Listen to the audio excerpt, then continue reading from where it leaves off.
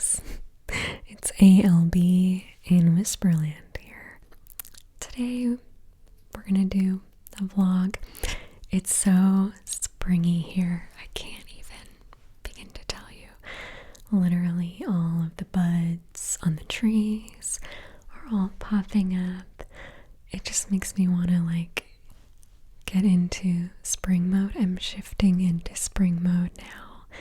So I have a bunch of stuff I want to do today. I feel like probably I'll be vlogging for the next couple of days because there's so much I want to work on, and I would love if you would join me. I have some cooking I want to do, cooking I need to do really, and some projects, some art projects, but also I want to repot the plants that we sprinkled the little seedlings in together. I've been kind of waiting to do that because I wanted to do it with you. So we're going to do that, I think, for sure.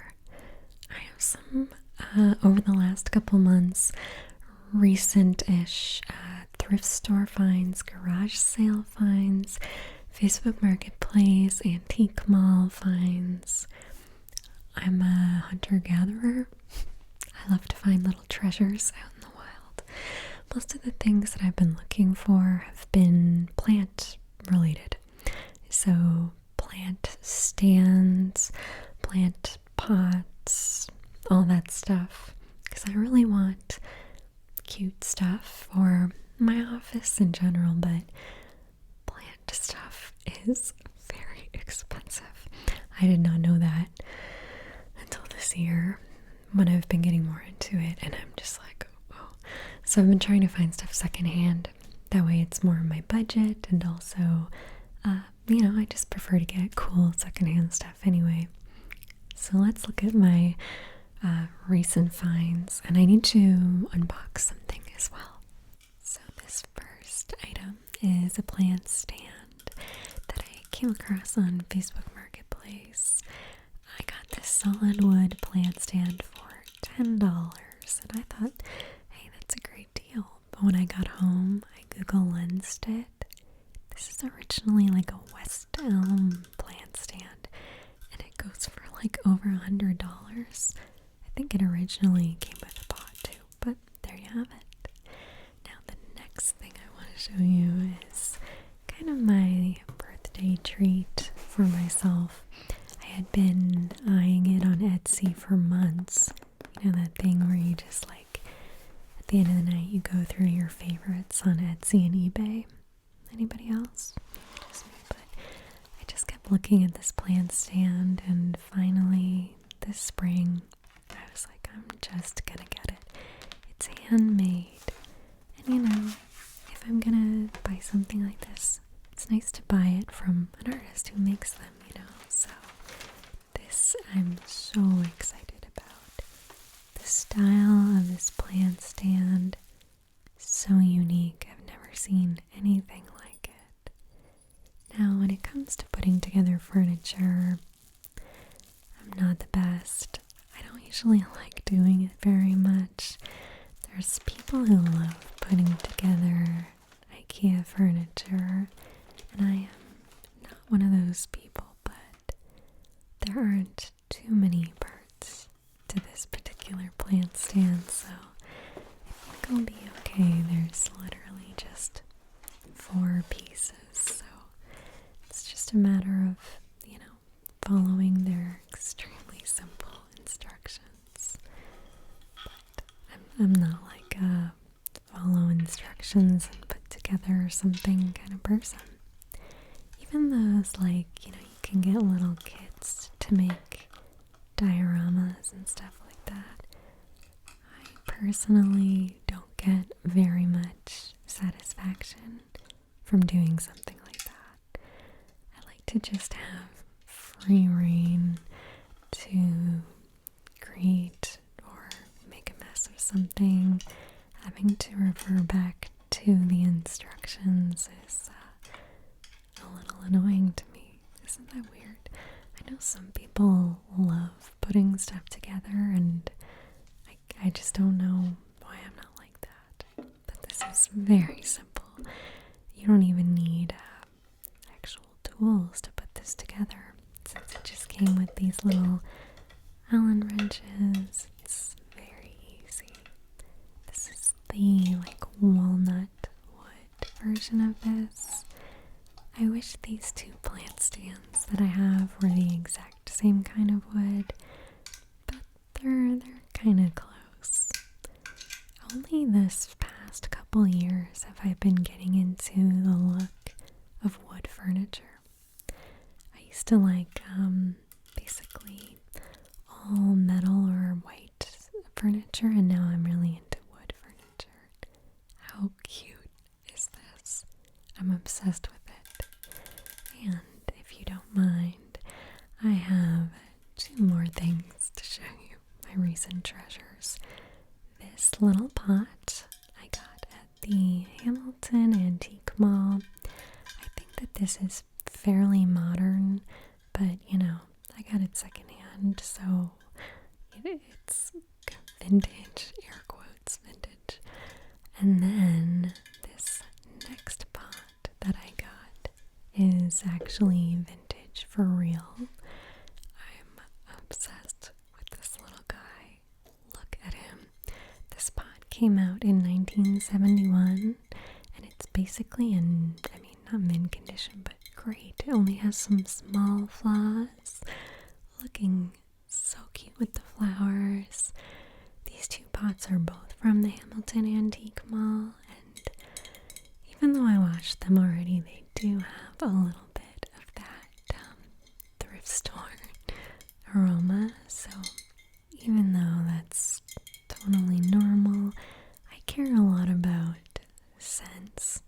So I'm just gonna go give it, and the purple one, just a second little soak, just to be safe, especially because I'm going to be putting my little plants inside that we've been growing. Oh, I can't wait. Lately I've been really into cherry scented things. Kind of unusual for me, but over the past year, fragrances that feature cherry have been piquing my interest, so that's what I tend to go for. But I was kind of curious. Did I suddenly develop an interest in cherry all on my own? After doing some research, it seems like over the past 2 years, there has been a huge surge in designer fragrances featuring vibrant cherry notes. So it's not just me. I am being influenced. But I'm happy about it because I'm finding so many new scents that I love. And Scentbird has made trying them all out so easy. Tonight's video is sponsored by Scentbird.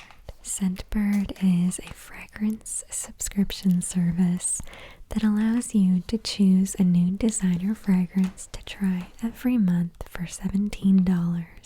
So that's a 30-day supply of perfume. You choose exactly what you want, so there's no surprises.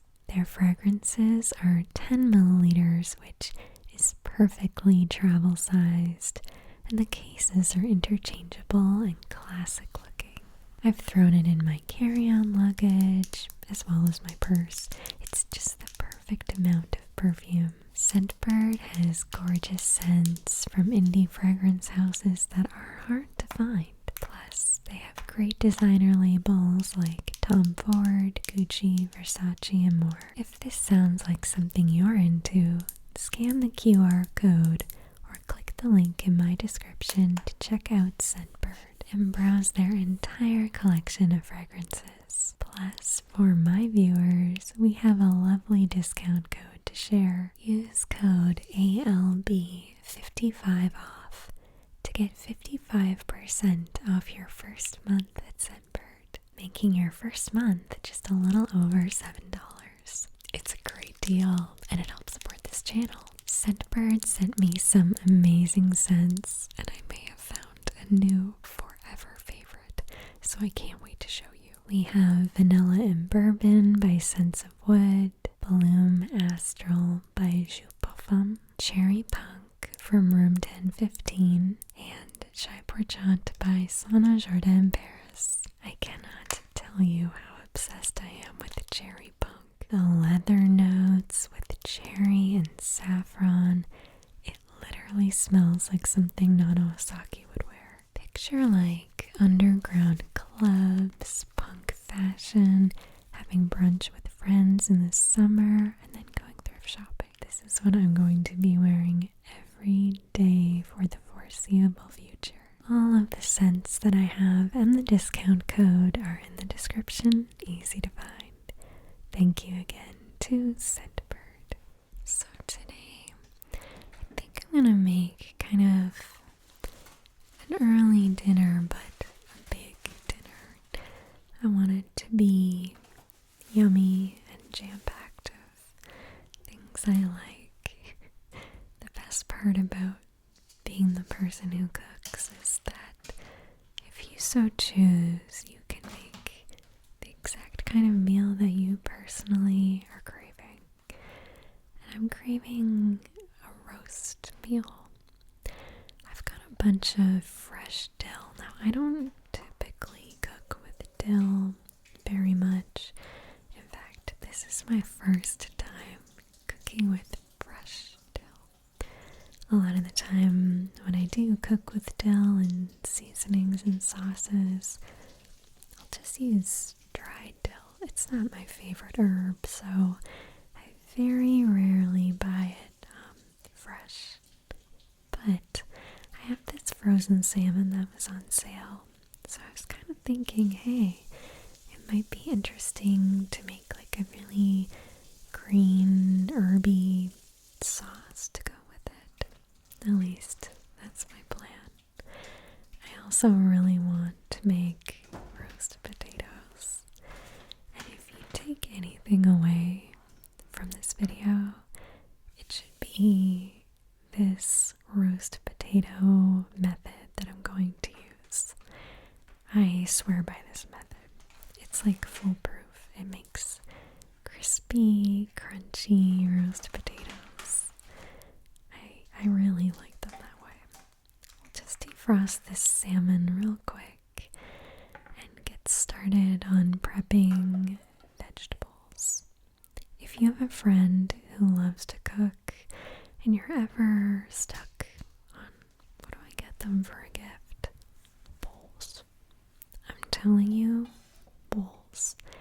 Everyone who loves to cook needs bowls for prepping, and it's not like a super fun thing to buy for yourself, so most of us don't have that many bowls. But like, if you were to give somebody a set of like just metal prep bowls, that would be a really good gift. Clearly I'm saying this because that is something I would like to receive. But I stand by it. I think that would be a very good gift for someone who likes to cook. And I just gotta get all these potatoes sliced up. These are fingerling potatoes. I'm not super partial to these, but they do work very nicely for roast potatoes. I'm just slicing them about like half an inch thick. It's kind of hard when all the potatoes are different sizes, but I'm trying to make them as consistent I can so that they all cook in the same amount of time.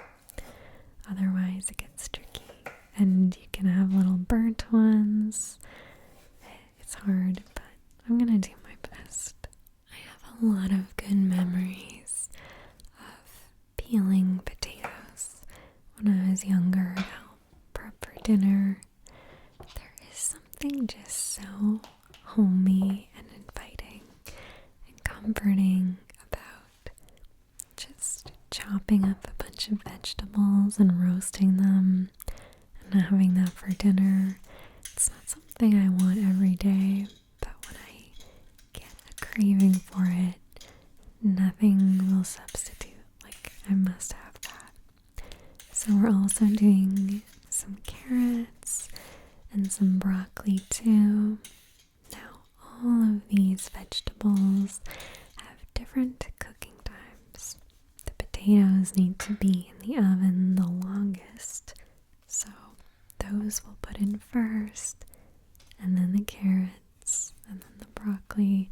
The broccoli needs basically no time in the oven, so I'm just gonna like kind of work backwards, if you will, and I like to get everything prepped in advance in these types of situations.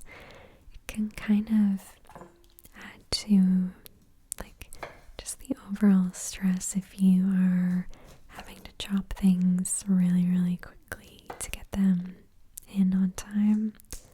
I prefer to just have all the veggies seasoned, ready to go in the oven when it's their time. It's like, did your name get called? Great. In you go into the oven. It's your turn. That's my motto when it comes to this. I think that is a type of cooking style. I think there is a French word for it. It's failing me now. Mise en place. Is that might be totally wrong. But there's a cooking style where you like prep everything before you get started. I don't quite prep everything, but when it comes to chopping things, I generally do that. And for the carrots, I'm just trying to make sure they're approximately the same size as each other.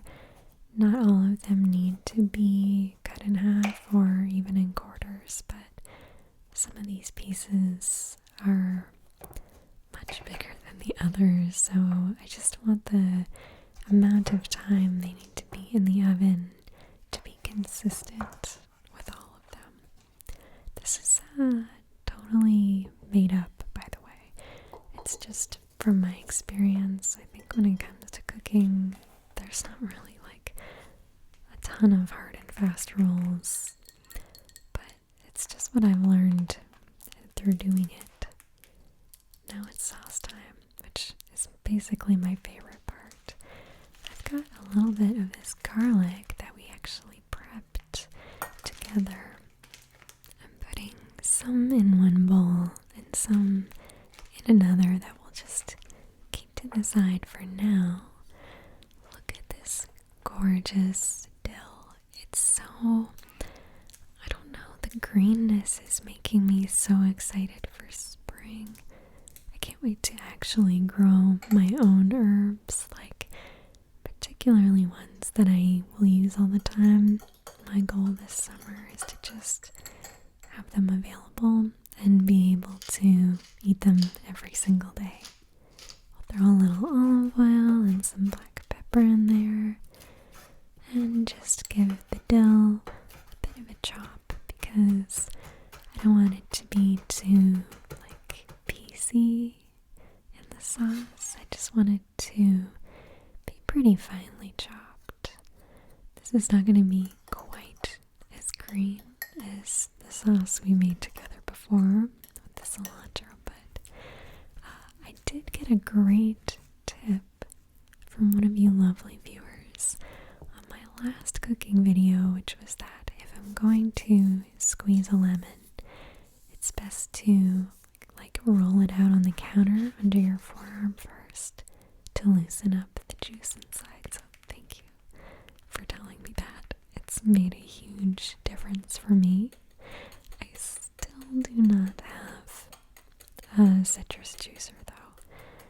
I also still have not sharpened my knives. I know, that's really bad. I really need to do it.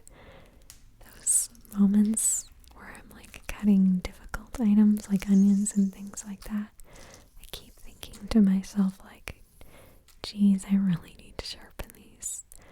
I've just been putting it off. I promise I will do it soon.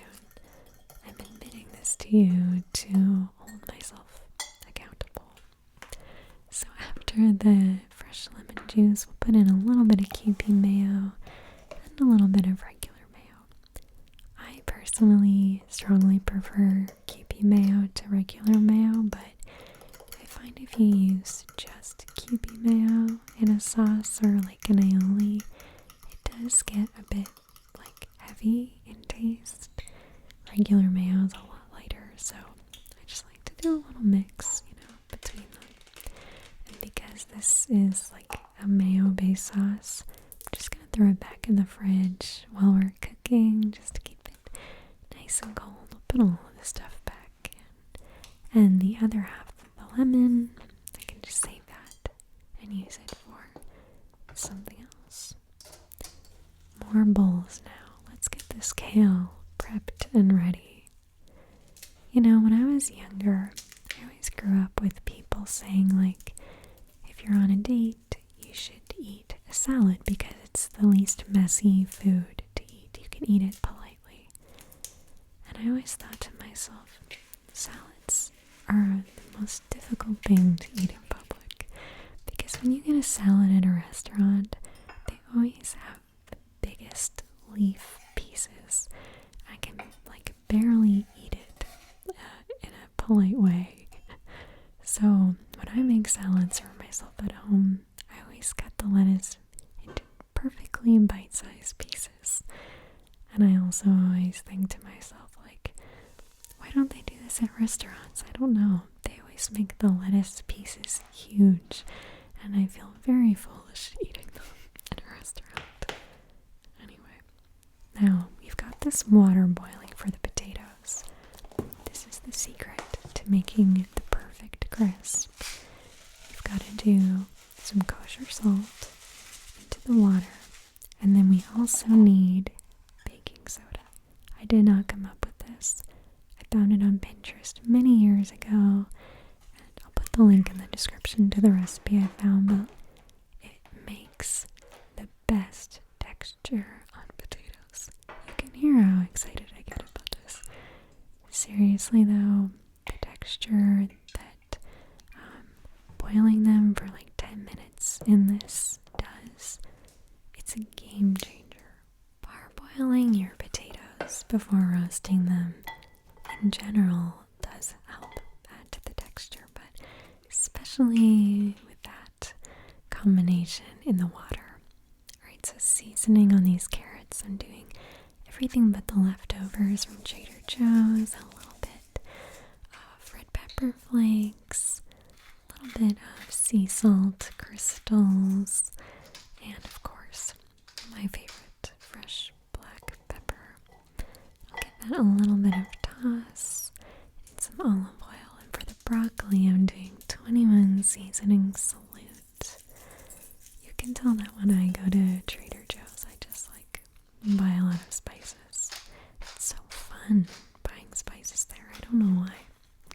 Black pepper as well as olive oil to make it all stick.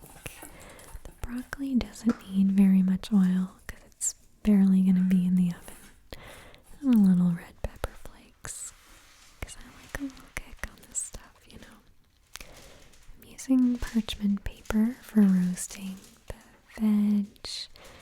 I like to put a little bit of water on my parchment paper because it really helps it stick to the cooking tray, the metal cooking tray. And I'm trying to use this for vegetables over aluminum foil, but you gotta be careful with parchment paper. You can only heat it up to a certain temperature, otherwise it will burn, especially if you broil it. So I've learned my lesson before to keep a close eye on the parchment paper. So while my water boils, I'm just gonna prep these veggies, laying them out carefully so they're not overlapping. When vegetables on a cooking tray are overlapping in the oven, it will cause them to steam rather than roast. And I like steamed carrots, but that's not what I'm going for with this particular meal. I'll throw the potato slices in there and give it a good stir. They don't need to be in there for too long though, just 10 or 11 minutes. And I'm just slowly pouring out the boiling water, but I do want to leave just a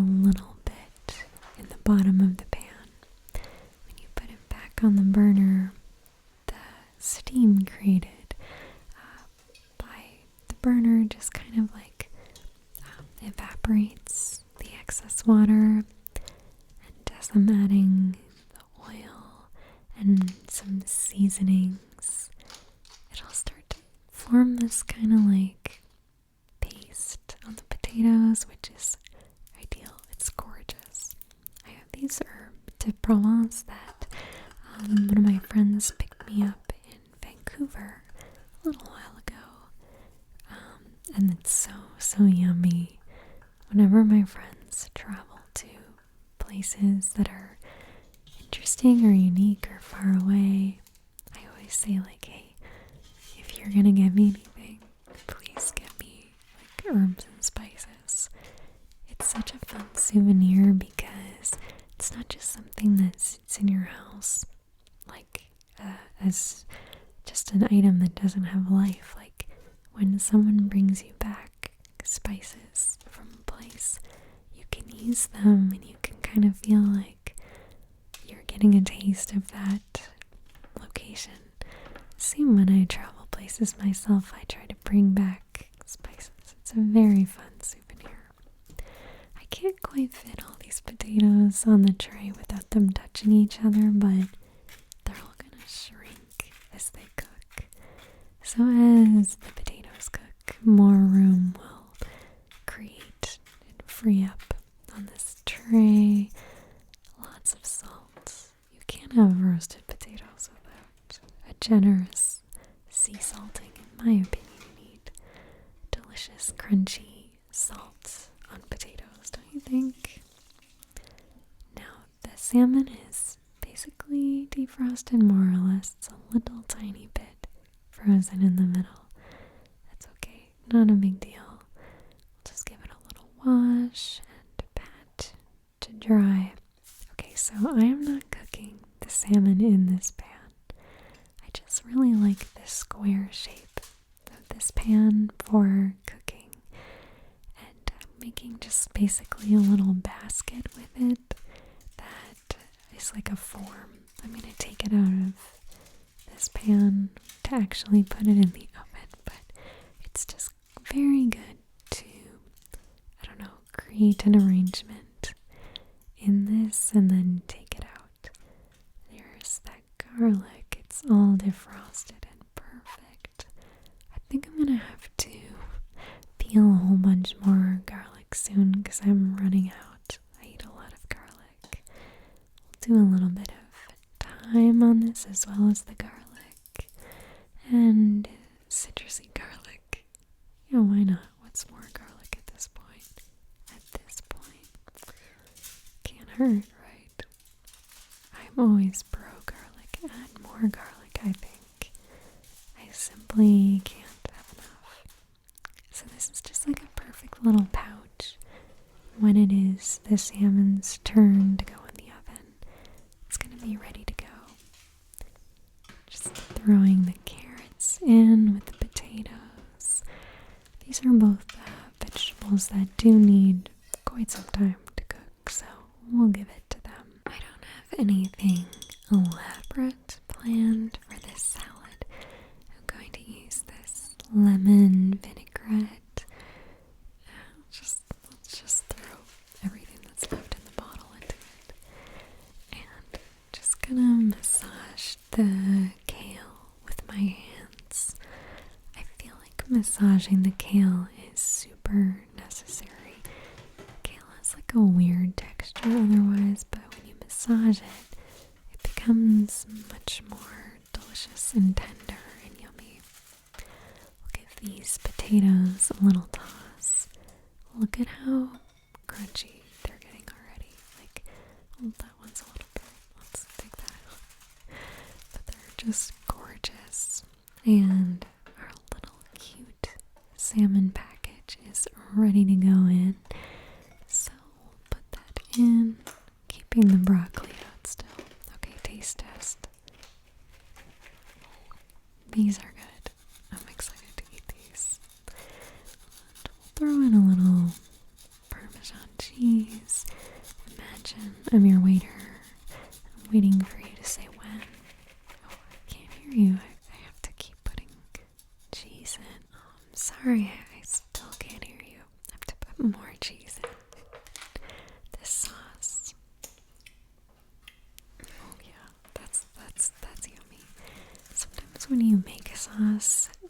especially if it has garlic in it.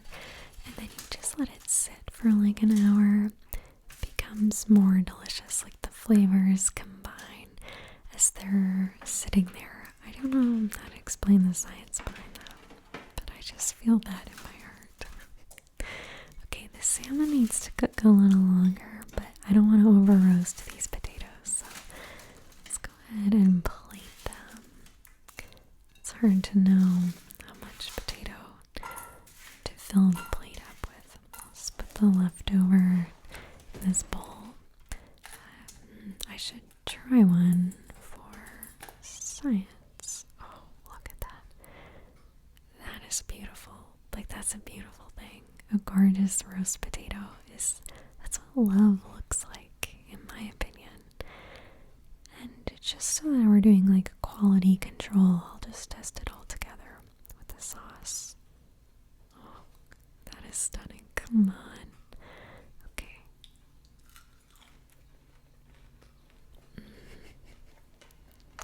Oh, yes. That is good. Let's put the salad on here. Something I always do when I'm like making salad for more people than just myself is if there's like little bits, like whether it's tomatoes or cheese or like crunchies, I'll place them on top rather than tossing them all together. I don't know, I feel like it just makes the distribution better. Oh, what's that? A little more cheese. Okay. I can do that. Now, our broccoli and carrots are looking good. I think they're ready, but the salmon, while it is 80% cooked, it looks like I want to give it a little bit more of like a crunchy top. So I'm just going to open up our cute little parcel and just broil this for like a minute. Okay, I like to arrange things on the plate like it's a cute little picture, so let's make it like it's a little nest for the salmon. Broccoli is perfect for that because you can just kind of angle it in towards to make a cute little nest. Look, it makes sense once the salmon's there. It looks weird without the actual salmon on the plate, but just angling all of the broccoli with stems in. Okay, I did forget about the parchment paper, but that's okay. It's not too bad. Look at this gorgeous, steamy, delicious salmon with a little bit of a crunch on top. It's better than this. And before I forget, the most important part, the sauce. Now I'm trying to be reasonable, but I'm definitely going to dip everything in it because why not? Let's try. I'm so excited. Broccoli has very good crunch. Let's test the potato. It's native sauce, of course, but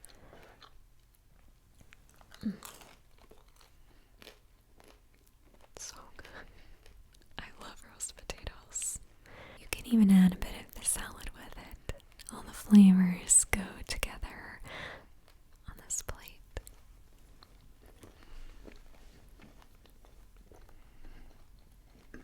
I really like this simple salad, actually.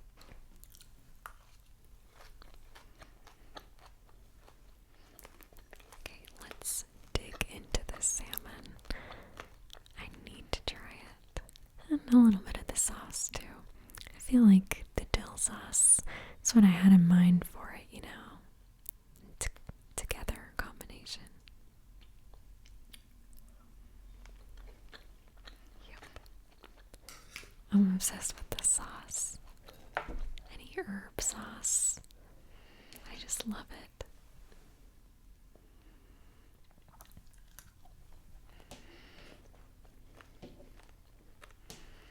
I think I could add even more herbs next time and make it like a brighter green.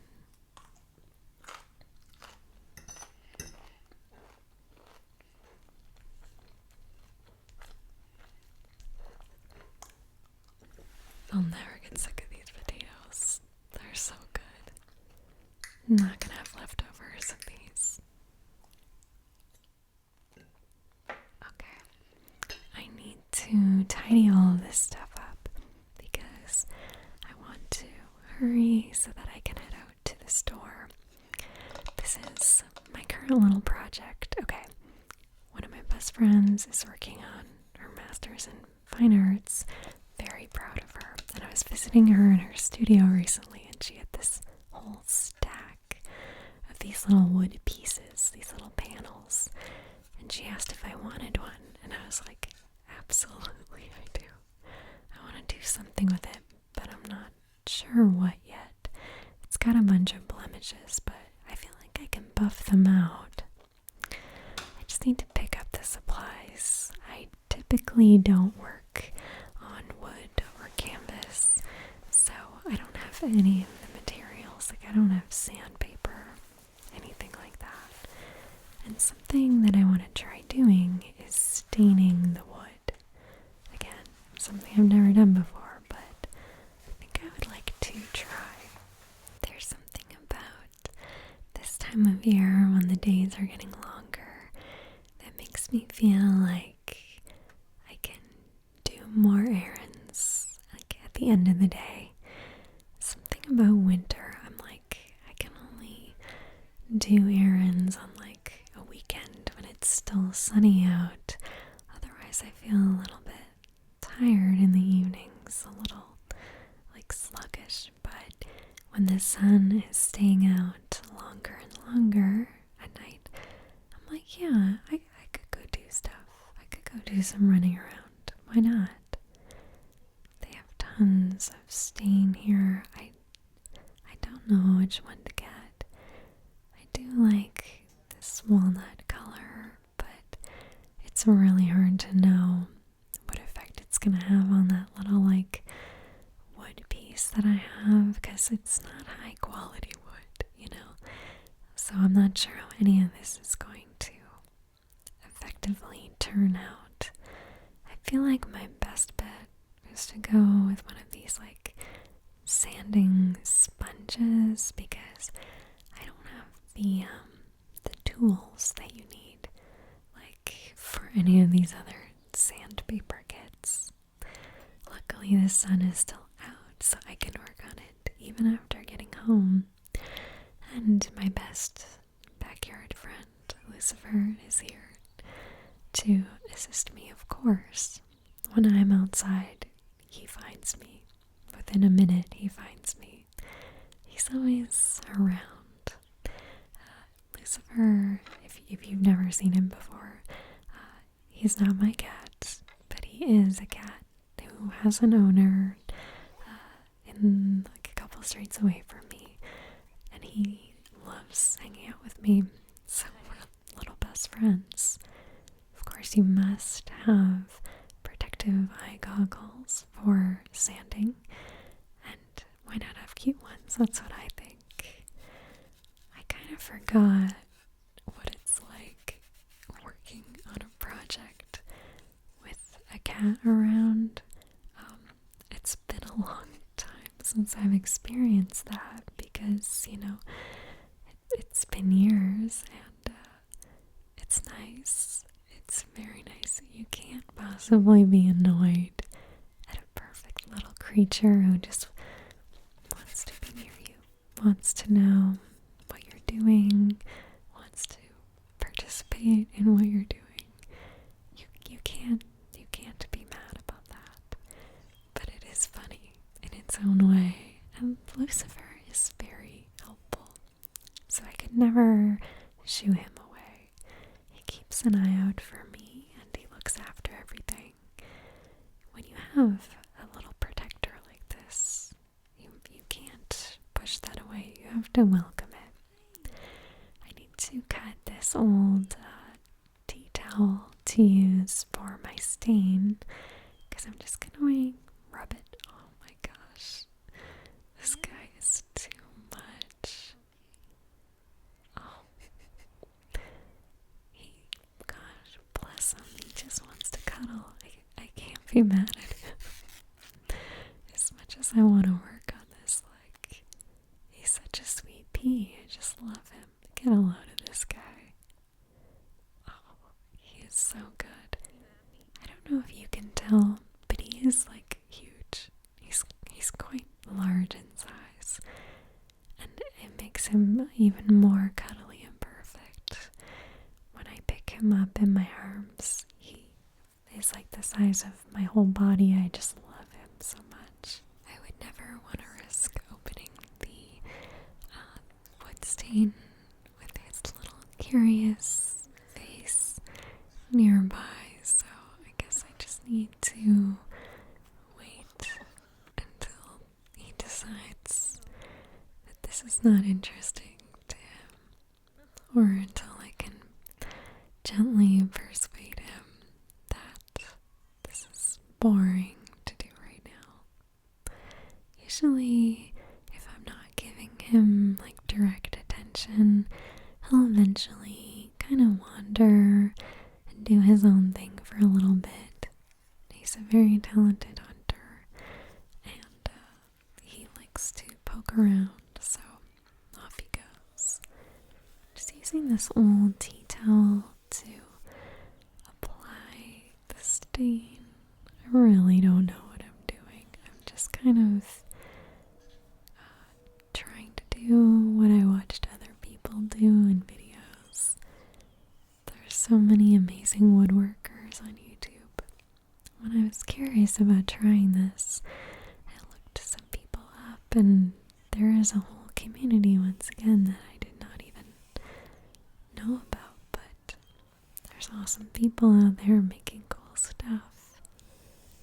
After letting the stain sit on the wood for a couple minutes, just removing all of the excess to just leave this color behind. I already like it much better than it was before. And just for safety, even these little stain cloths, I'm going to stay leaving them out just in a dry place for them to dry for a couple days before getting rid of them.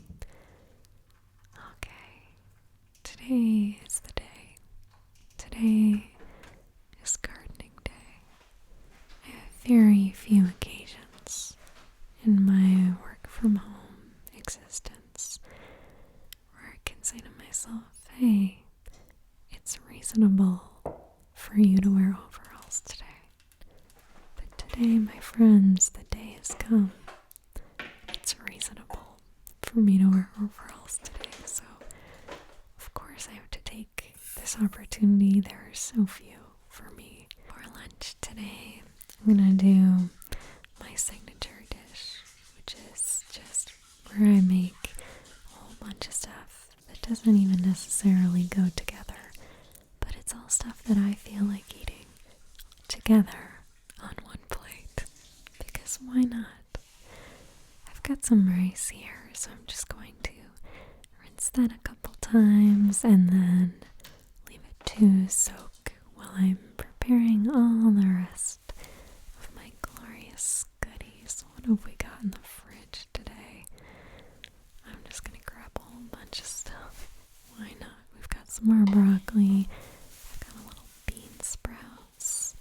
There's only a little bit of these left in here, but bean sprouts go bad in like 30 seconds. If you so much as look at bean sprouts a little too long, that's it, they go bad.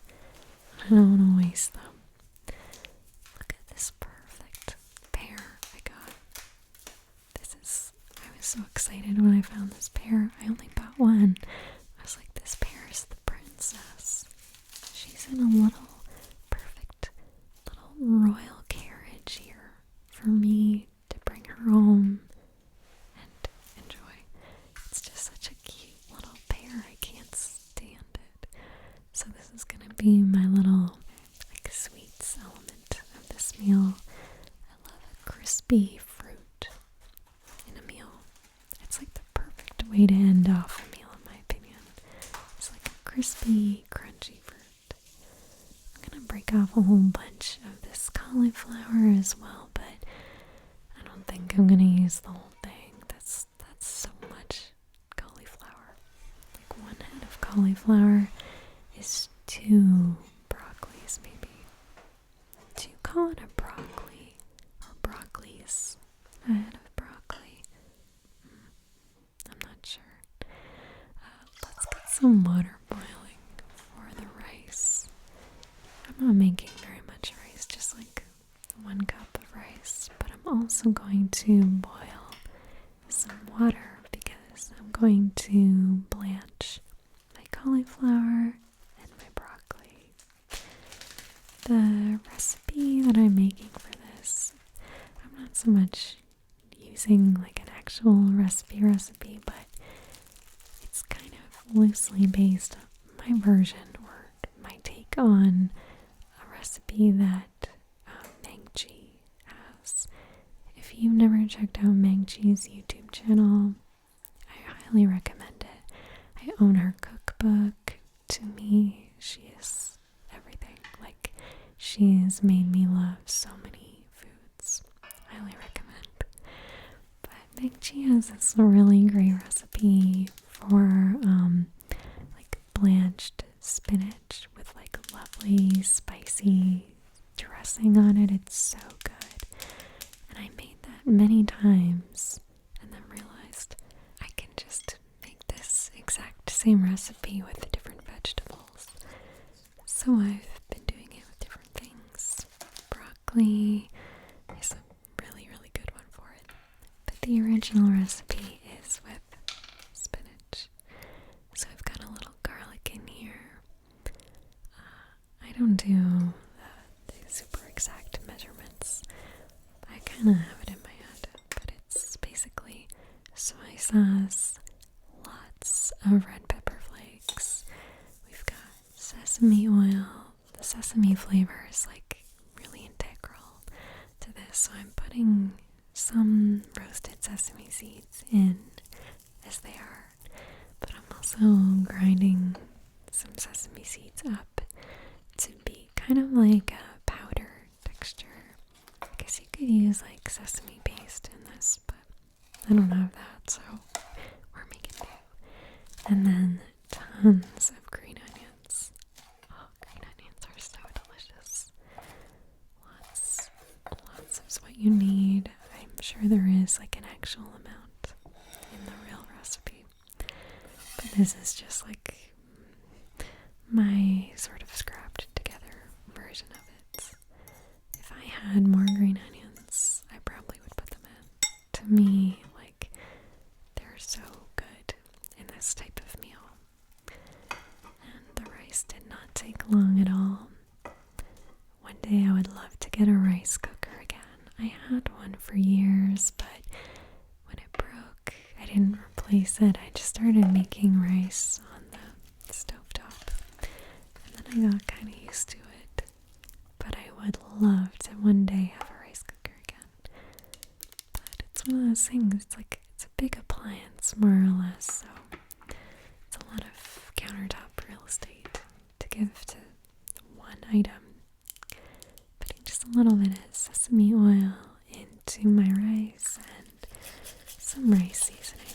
This particular one is like, I think it's got some egg in it, and then it's got seaweed, sesame seeds too. I have probably 4 different rice seasonings in my cupboard right now. They're just really fun to buy, so I keep buying them, and I don't need them. I need to stop buying them.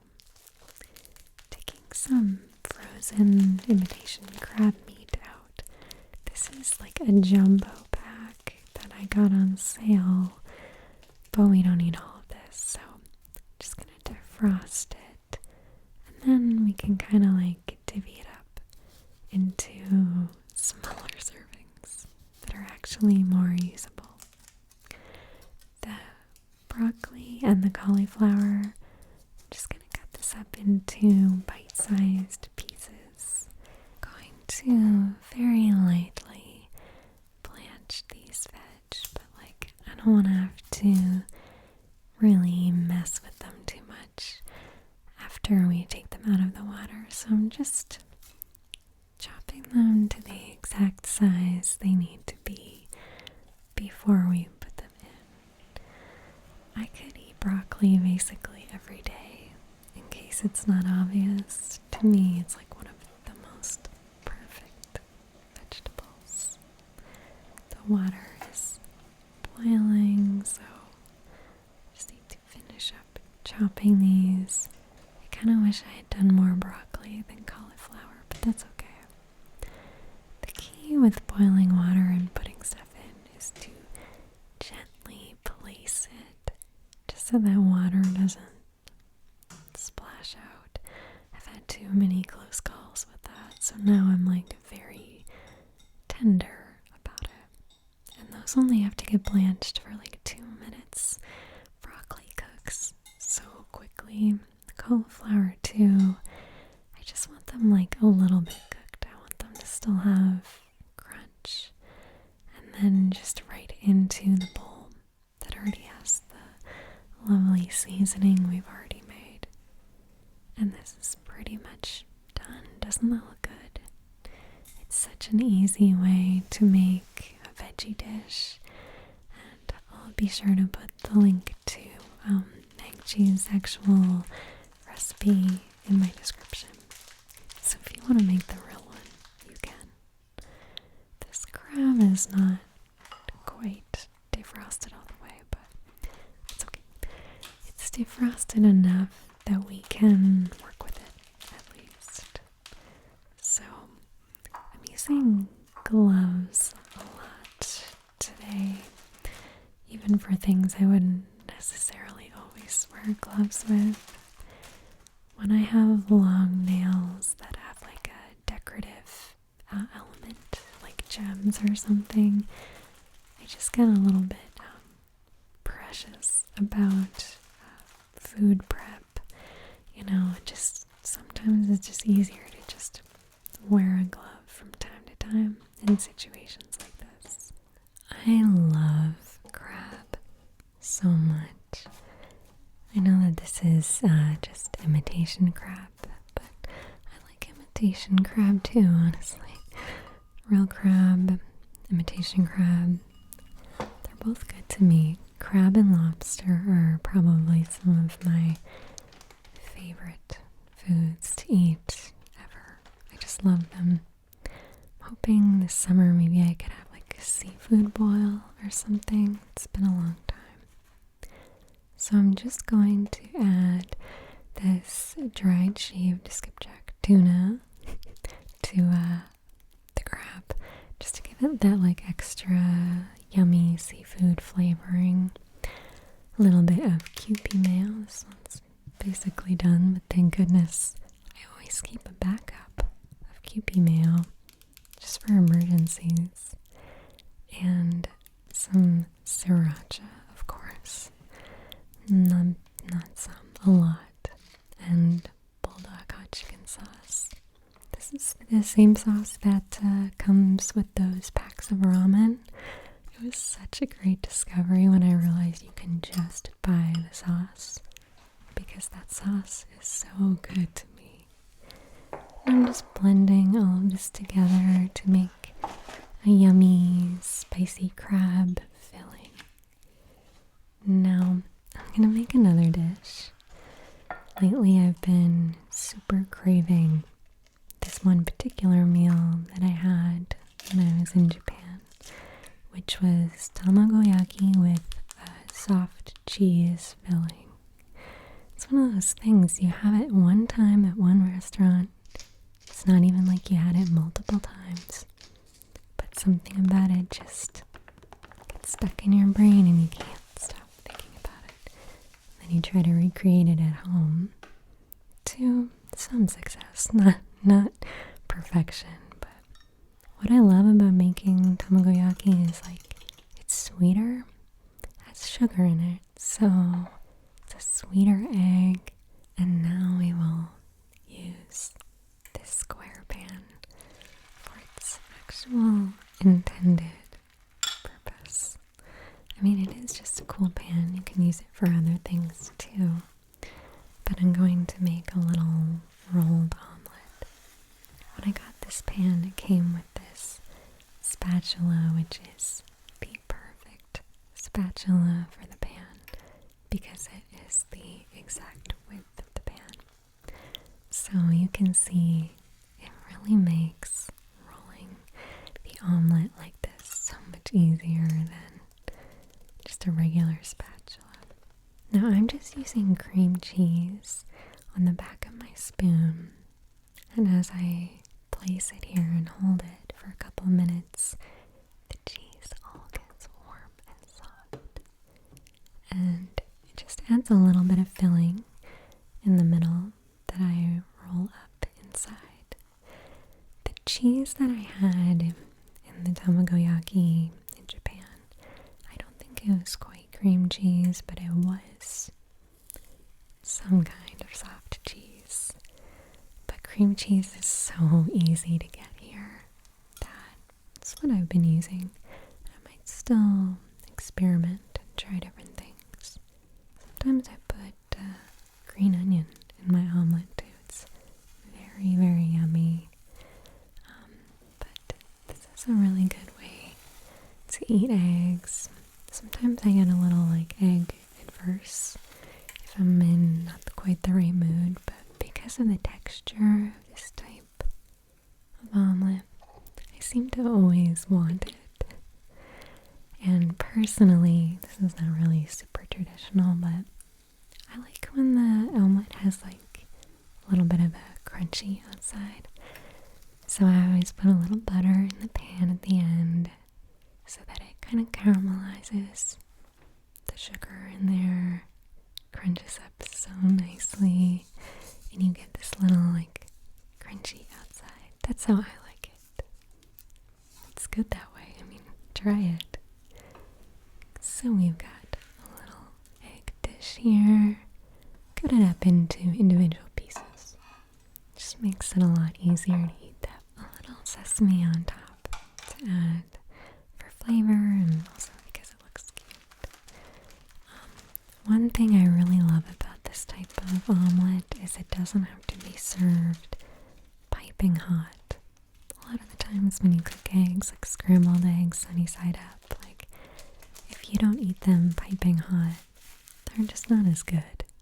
But this kind of egg, you can pack it in a lunch. It's still delicious. So it's a great way to pack a little nice high protein lunch if you want to. I'm going to cut my seaweed. Luckily I had a second package of them. It's good to keep backups of certain foods if you eat them all the time. So if I see them on sale, I'll just buy 3 because you don't want to run out. So it's really important to have wet hands to do this, to make onigiri, because the rice really does stick to you. I don't have a form. You can get those little plastic shape forms for them. Personally, I like to do it with my hands. I feel like I can do a better job of tightly packing the filling with my hand. I don't know if the shape is always great, but I just feel like you can do a better job if you just have it in your hands and create the little triangle shape. Sometimes when I'm getting ready for bed and I'm doing my skincare and stuff, I'll watch videos on YouTube. There's a lot of good ones of restaurants preparing to open for the day. So it's for example, an onigiri restaurant where they're just prepping all of the fillings. Usually it doesn't even have dialogue, but just watching people prep large amounts of food is such a fun thing to do. I feel like no matter what you're making, if it's food or crafts, you always have to learn from the things you did wrong in the first one. So this time I'm going to try to be more careful about my seaweed placement. And instead of just putting it on one side where I think it looks right, I'm just going to place it right in the middle on the bottom this and then fold the sides. The seaweed sticks immediately because of the moisture from the rice. It immediately like turns soft and sticks to it. So we've got 1, 2, 3, 4, 5, 6 done here. That should be good enough. In any case, I ran out of rice, so I'll just save the rest of the spicy crab for something else. I mean, you could do it as a side, you could put it on top of rice for a different meal. The options for spicy crab are unlimited. Okay, we're gonna make one more thing. I have these leftover tofu cubes. I'm just slicing them up because I want to make kind of like a little tofu and mushroom dish. Baby king oysters are so yummy. Even after you cook them, they have a very satisfying, like squeaky, meaty texture to them. They're very like rich in flavor, so I highly recommend them. Mushrooms in general are another thing that I feel like I could just eat every day. They're very comforting and earthy and delicious. This particular type of tofu I love getting because it's already been fried, so the edges have like a lovely little crispy, crunchy texture. It's hard to get that at home. I feel like if you wanted to recreate that at home, you'd have to deep fry it. Like, if not have a deep fryer, do it yourself in a big pot, which is, it can be very messy. So deep fried tofu with the crispy edges is basically the same price as buying just regular tofu. Sometimes I go for that one instead. It's so delicious. So yeah, just throwing everything in there together. The green onions, the mushrooms, the tofu, and in the meantime, I'm gonna make a little sauce for it. This is, I'm just making this up. There's no recipe. Soy sauce, we'll do a little fish sauce, some rice vinegar for tartness, lime juice. I don't have a fresh lime, so we'll just use lime juice from a jar, a little bit of sesame butter, and brown sugar as well, sriracha. I just really want this to be tangy and spicy and delicious. I think that that is a really nice balance for like mushrooms and tofu. Look at that sizzle. Oh, it's so good. With sauce, I always kind of like overestimate how much I'll need because it all cooks down. And I'm adding my bean sprouts further in because bean sprouts take like 2 minutes to cook. If you add them in really early, they'll get like kind of soggy. I like for bean sprouts to have like a nice little crunch to them. And last but not least, my most perfect, precious pear case. It's not obvious by now. I'm not really a big dessert person. Like, I don't know. I never find myself craving those types of foods, but I love a little sweet element to the meal in the fruit sense. So I try to have like an apple or a pear or some other type of fruit as my little like thing at the end of the meal to have a sweet element. Although sometimes I will want Sour Patch Kids. That's like my one sweet thing is like a sour candy. I like that. So let's just get this all plated up. I can't wait to try everything. I mean, I've been sneaking little bites as we go, but I think I'm just gonna give myself 2 of these to start. They're great because I can keep them in the fridge for a couple days, and the same with the tamagoyaki as well. So breakfast for a couple days or lunch or whatever you like. This is my little Mei chopstick rest. Isn't it so cute? And today I have a very special drink that I've been holding on to for like a week.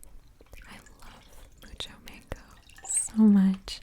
It's my favorite, like, soda or like canned drink. It's not really soda. It's not carbonated, but it's my favorite canned beverage. It's hard to find here, though. But it's seriously so good, you know. That has such a good texture.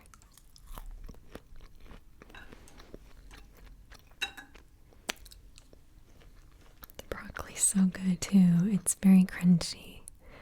And let's try the egg with the creamy cheese filling.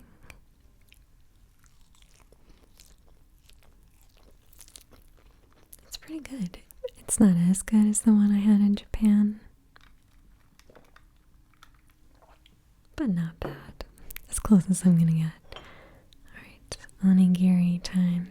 Spicy crab onigiri.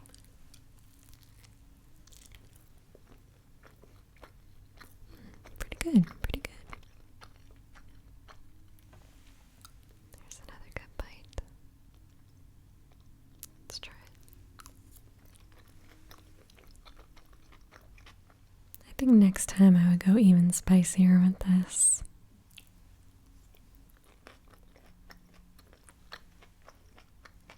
I kind of like when it's like really intense, at least in one part of the meal.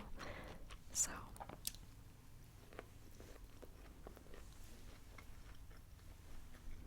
I kind of have some more of this crab though. Look at that filling. Doesn't that look yummy? Again, I would go spicier next time. I don't know why this drink is so hard to find here. When I'm in America, I can find it all the time, but in Canada, it's kind of hard to find. I'm not sure. Look at this pear. So crispy, so crunchy. Pears are an underrated fruit, especially brown pears. It's a great time of year to eat them, so go get one. Have a little pear. I've got to get everything tidied up. I'm glad I ate such a big meal with variety because it's gardening day and I can't wait to repot my plants. Honestly, a lot of them probably needed to get repotted sooner, but I just haven't had time to, and I knew I wanted to do it all at once. But check out how much they've grown. They've gotten very big and strong since the last time you guys saw them. At that point, they were just little seeds, and now they're little like teen-aged, or maybe younger, but they're like baby plants. It's so cute. As you can see, some of them did very well. I mean, look at that thyme. It's huge. And then some of these other ones, the chives, complete failure. I did not have one chive grow. I don't know if I did something wrong with those guys, but it's kind of luck of the draw sometimes with these. I'm really happy though because the tomatoes are doing great. You can literally see a line where the tomatoes are, that they all sprouted. So let's get these guys in some slightly bigger pots. I'm just using these red solo cups that I had left over from gardening last year. And I'm just going to write the name of each plant on the side with a Sharpie. Thank goodness I have an assistant, otherwise there's no way I would be able to get this done. And yeah, just by putting the name on the side, it'll make it easier. I prefer just writing it on the cup. I know some people use those little like labels that stick in the dirt. I don't have the patience for that. And besides, these cups are great because when they're ready to be actually planted in the soil, you can just squeeze them. The plastic is so thin and flimsy, it just like pops the plant out. So I'll fill all of these up with dirt first to prep them for the little seedlings. Lots of different tomatoes this year. I've got like beefsteak tomatoes. I have those very silly Abe Lincoln tomatoes, and I think some Mariglobe tomatoes as well. I'm hoping that I'll have just like a huge tomato surplus, because it's a great vegetable to have extra of. You can always make it into sauces. You can freeze chopped tomato, like you can do anything, but also it's nice on salads. Look at these two little basils. They kind of look, honestly, like they're not doing great. They're kind of yellow in color. We want them to be that like bright, fresh green, but I know there's kind of a limit to how much these plants, these seeds can grow in those tiny little pellet things. So I have a feeling once they're in their own proper little pots, they'll do very well. I have faith in you, basil. These guys, I don't know if I'm going to keep them inside or not, but I want to have a huge basil bush because basil is my #1 favorite fresh herb to eat. I can just pluck a leaf off and just eat it as is. To me, it is that delicious. And here we have our little puppy, and I'm going to put thyme in that because I think it will look interesting growing out of the top, kind of like a cute little haircut. I love this time of year because even late in the day, the sun is still up, it's starting to set, but you know, it's invigorating. I feel like I can stay up too and do lots of fun stuff still. Now we've got to give these plants a good watering. I don't know if I'm going to keep this like chinoiserie pot on this plant stand, but it's the only one I have for now. I'm going to keep my eyes open for a different one. I'd like maybe a bright yellow one to go on that particular plant stand on the West Elm one, but it's okay, it works for now. And giving these tiny little tomato plants some water too. Let me know if you want me to keep updating you guys on where the plants are at. It's kind of our shared garden together, isn't it? In my mind, the absolute best way to end a day is with a nice little cup of green tea. Right now, I'm drinking Immunity SOS from David's Tea. It's pretty good. It's not like, oh my gosh, life-changing, but it's pretty good. I like it with honey. And I gotta show you how this wooden slab turned out. Pretty nice, right? I think the sanding helped a lot. The color's reasonably consistent. I mean, don't look at the back. The back is, nobody's gonna see the back, is what I'm telling myself. I have a lot of ideas that I want to put on this with paint, so I'm just gonna work on sketching them out and sort of planning it, because this is not something I want to just go in without an idea for. Thank you all so much for watching tonight. I really appreciate you. Thank you again to Scentbird for sponsoring tonight's video. Make sure to use my code ALB55 off to get 55% off your first month. We are definitely going to keep working on this art piece, whatever this is going to be. I'll save it for the next video. In the meantime, you have a wonderful night. I love you guys so much, and until the next one, I'll see you very soon. Bye for now.